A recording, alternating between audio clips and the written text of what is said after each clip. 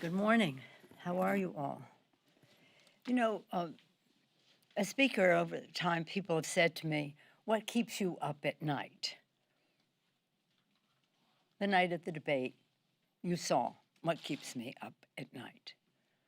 To see a president of the United States in a debate with a potential president of the United States refuse to condemn white supremacists, refuse to commit to a peaceful transfer of government, to ignore the climate crisis as our country is burning and our coasts are hit by fierce storms, to be there to crush the Affordable Care Act instead of crushing the virus.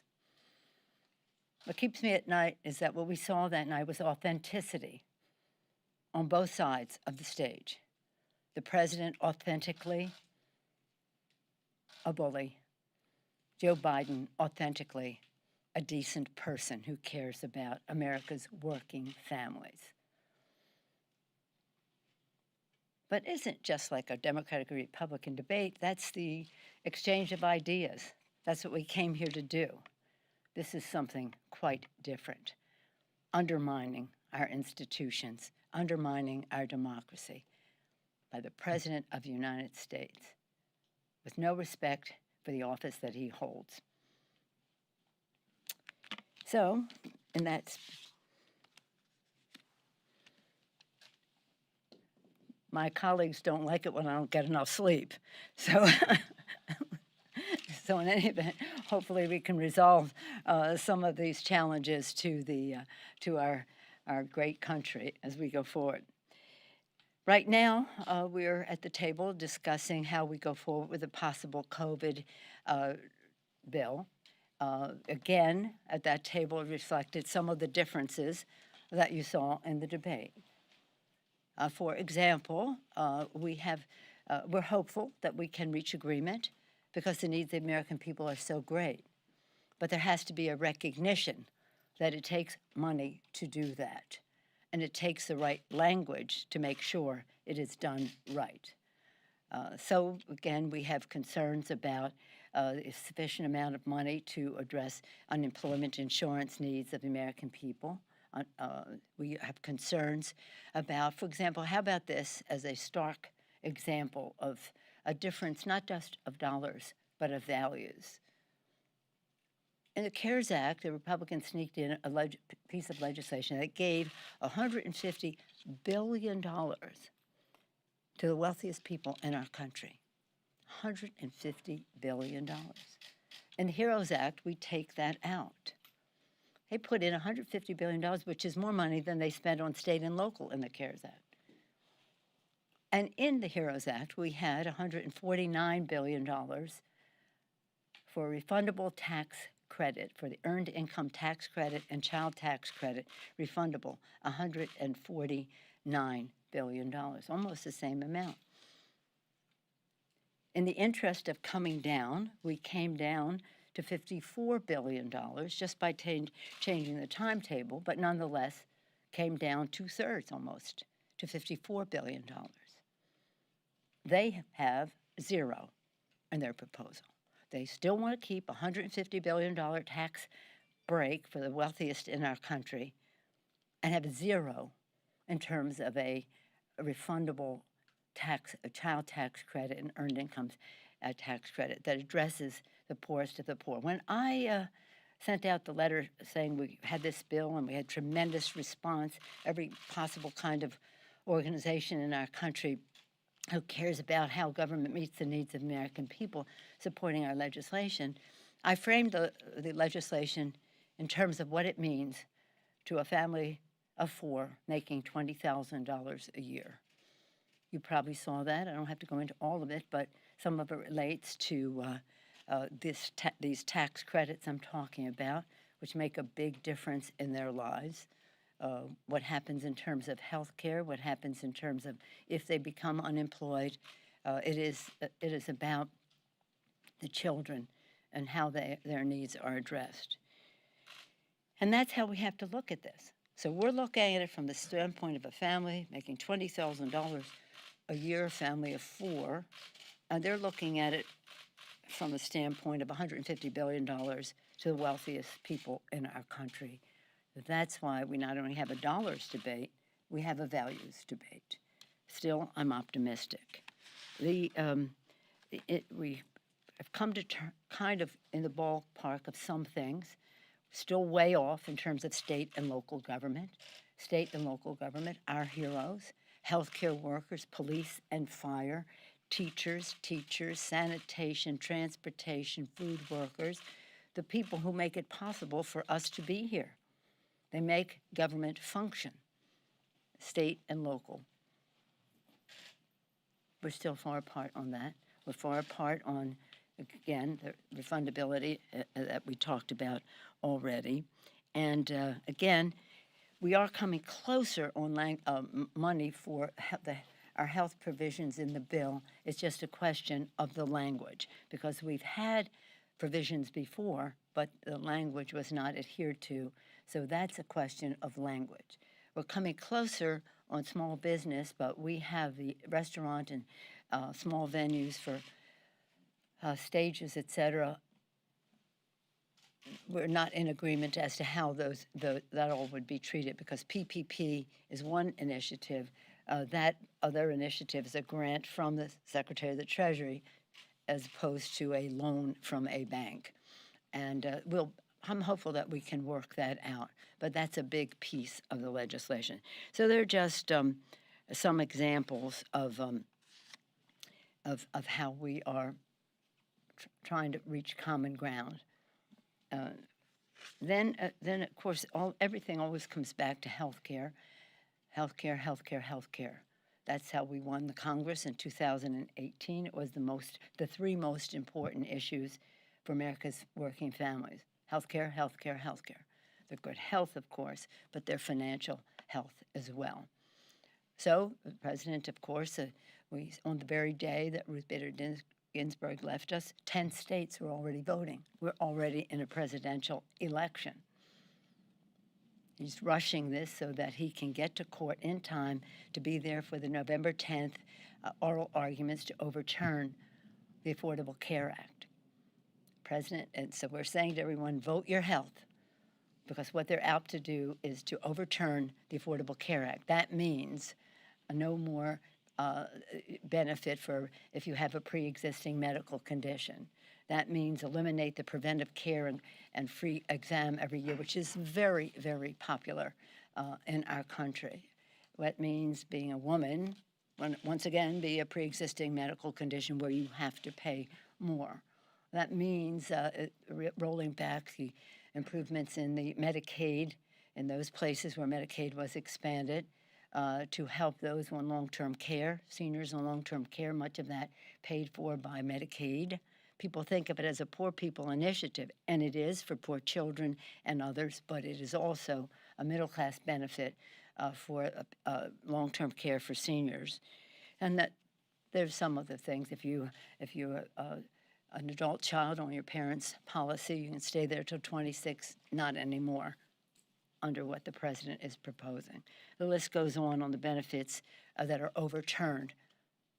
The time of pandemic, 207,000 people have died. 207,000 people in the United States have died. We passed the 1 million mark globally. We have a higher percentage than our population with the number of deaths.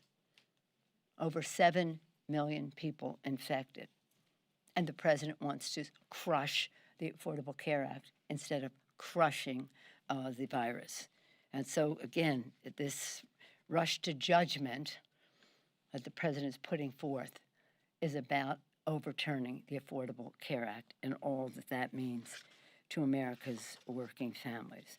So that's what that is. Again, on the HEROES Act, it's so called because, again, it is about our healthcare workers, our police and fire, our teachers, our sanitation, transportation, food workers. I listed them earlier and more. They are heroes. They risk their lives, many of them, to save lives, and now they may lose their jobs. And when they do, they will go on to unemployment insurance. Services will be cut, practically taxes may be raised. They'll be on unemployment insurance. And what good is that for our country? Then, again, we've had, I think, constructive conversations, Secretary Mnuchin and I, but they have not, we are not finished. I'm hopeful, but we do come at it from two different places. $149 billion for child tax credit, earned income tax credit, refundable, $150 billion for the wealthiest people in our country.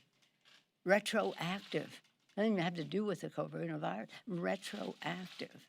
So you see, we come from two different places. That was the case on the CARES Act 1, because that was written in the Senate. It was a trickle-down bill. Ours, we went in with our Take Responsibility bill, came together and bubbled it up with compromises. But as you see, it still had some of their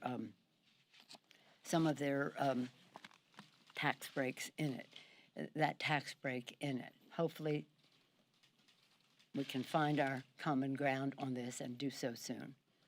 Any questions? Yes, ma'am. Hi, can you tell us what to expect in these negotiations over the next 24 hours? Will you meet again with the Secretary? Will the House vote on the new HEROES bill? Well, I'm hoping the House will vote on the new HEROES bill, because it's important for people to see that we completely identify with the concerns that they have and how we have allocated the resources necessary to get the job done. We came down $1 trillion as a compromise to begin with. We then went further for another $200 billion, as I said earlier, not undermining our priorities, but realigning some things in terms of the timetable, how long they would last. In addition, we took some things and put them in our negotiation. Right now, last night the Senate passed the continuing resolution that we passed last week, which was a compromise that Mr. Secretary and I worked out. However, we have to now be working on the actual appropriations bills. So we moved some stuff into the appropriations bills because that is imminent. When we first started talking about this was almost 4.5 months ago, and now we're in the time frame that some of this can be done in that time frame. So I'm hoping that we will be voting on it today. There are other items on the floor of great consequence to us, and I'm very proud of our members for their leadership in bringing legislation to the floor that relate to the women who suffered abuse. You know the issue in Georgia, and I don't even want to talk about it. It's so appalling. But Congresswoman Pramila Jayapal took the lead working with the Women's Caucus, and we'll have legislation on the floor about that.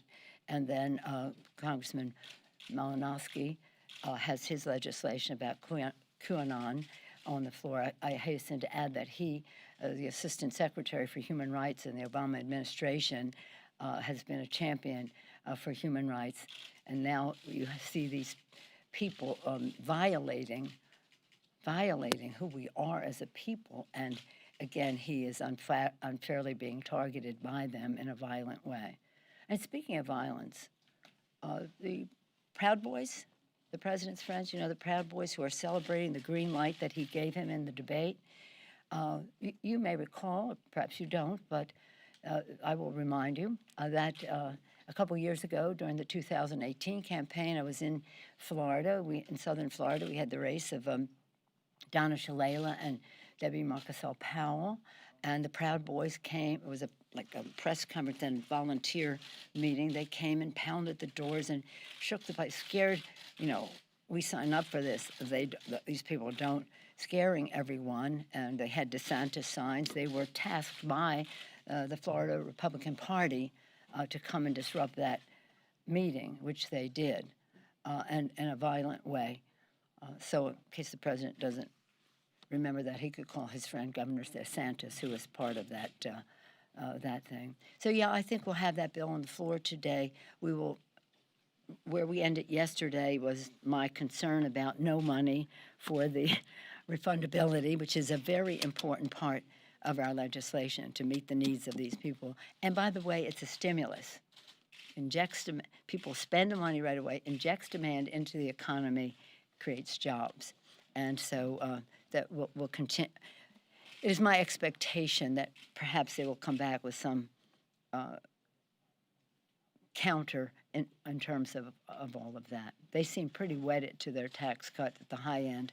I hope they'd be wedded to a tax credit for low-income children and families in our country. Madam Speaker, these negotiations between you and the administration have been going on for a couple of months now. Do you see this round of negotiations as the last chance to get something done before Election Day? They have, with all due respect, they haven't gone on from. We had them early on, and there's been a pause, and now they've called and said they're ready to talk again. I never. I'm hopeful that they can produce something. I never say this is the last chance until Election Day, although that's 33 days away. Even if we were to come to agreement on language and money, we're pretty ready because the HEROES Act had its structure, had its ledge council approvals, had the CBO scoring and that. But when there are changes in that, but it still takes time. So I just think that if we come to a place that is hopeful, that hopefully we'll be ready to implement it, but that it's in the language. As you know, the devil is in the details. So are the angels, I like to say. Can I ask a follow-up? You keep saying you're hopeful. I guess the cynic in me says, why? It does not seem like they are moving at all towards your position, at least from what we can see publicly. Because of the needs of the American people. I just think at some point they'll have to know that the American people have these needs. And the fact is that we are 4.5 months from when we passed the HEROES Act, or 3.5 months until we get sworn in as a new Congress, closer to a new Congress. Less than 4 months in time when we inaugurate a new president of the United States. So we're getting ready for what comes next. But we need stuff now. And some of you have asked, isn't something better than nothing? No. It can be an opportunity cost that says we're rewarding the wealthy because they're wealthy, they're successful at the expense of the poor. We're not going to exploit the needs that people have in order to once again increase the national debt to help the high end. Yes. Yes, Chad.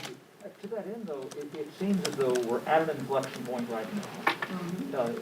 We asked about, obviously, the question, nothing before the election, but, I mean, there's no inflection point between now and the election that would get us to that point, other than the fact that you're here voting. You just suggested a second ago that you hope you put the revamp bill, the bill you released on Monday, today. That suggests that there's nothing that can be resolved on this No, in the near has term. no relationship to anything. No. It just says, you asked, here's what it is. This is how we came down.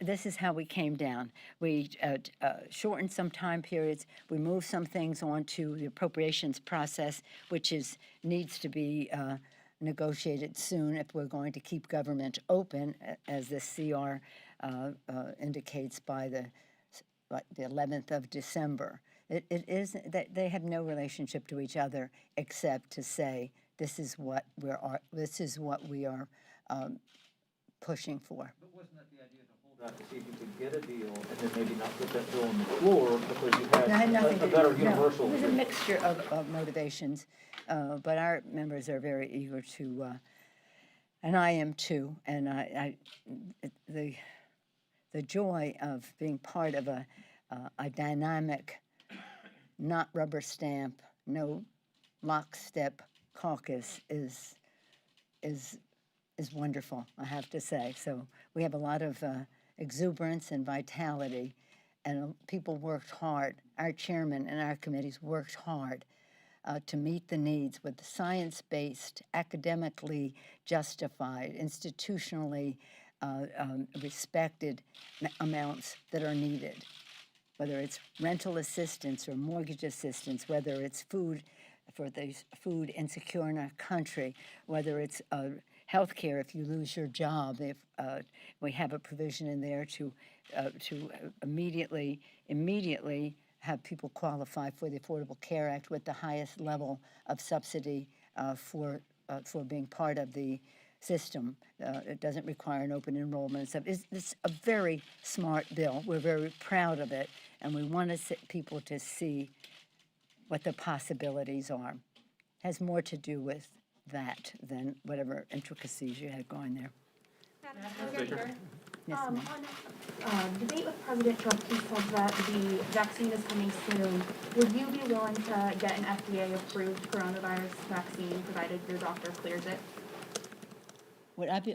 Well, let me just say, and I thank you for asking about the vaccine, because what we have to do is have confidence, trust in the vaccine, and that means politics should have absolutely nothing to do with how the vaccine is approved. I'm so pleased that the pharmaceutical companies have said they will not market or promote a vaccine that does not go through the clinical trials that are required for approval and the approval of the advisory committee that makes that recommendation.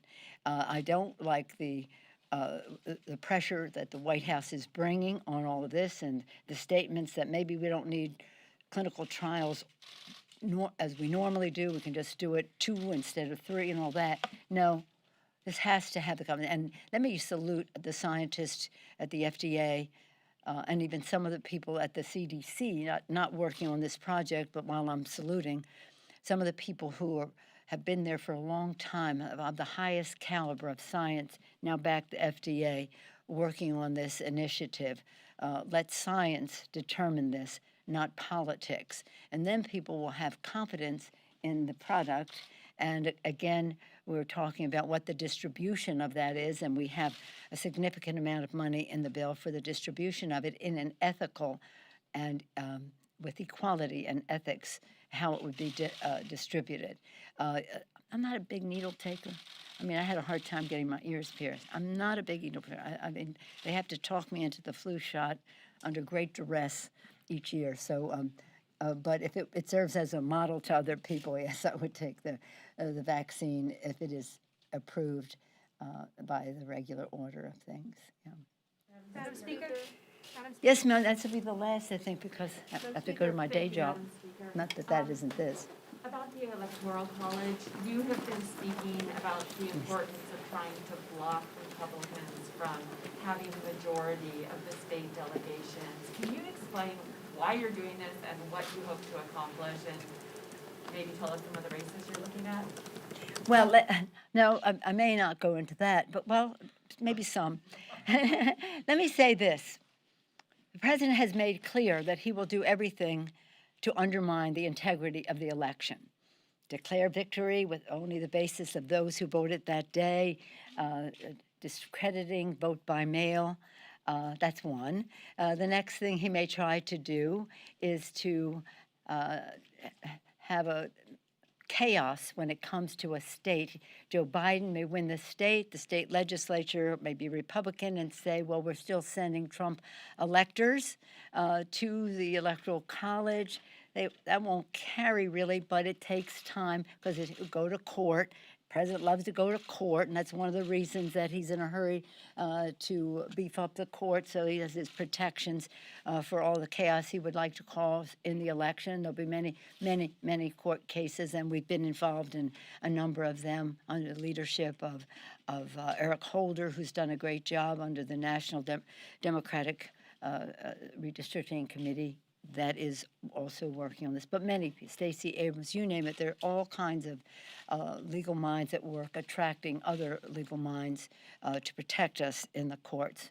And in the court of public opinion, where the president is saying to people, your vote doesn't count, don't go vote, all that. Really? The president of the United States? Really? So if all that chaos takes us to a time that could be past the